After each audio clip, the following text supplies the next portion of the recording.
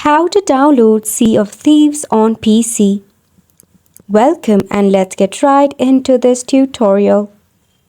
To download your Sea of Thieves on your PC, you need to launch a Steam application on your device.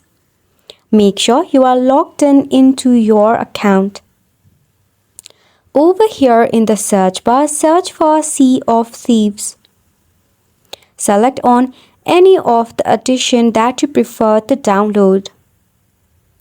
Over here, in order to download this game, firstly you will have to purchase it.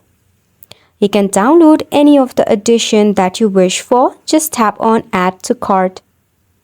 Then select on View My Cart. Cancel out any of the pending transactions, then select on Continue to Payment. In here, select a payment method.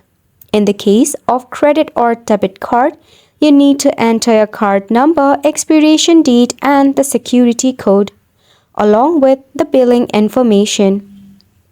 Then tap on Continue once done.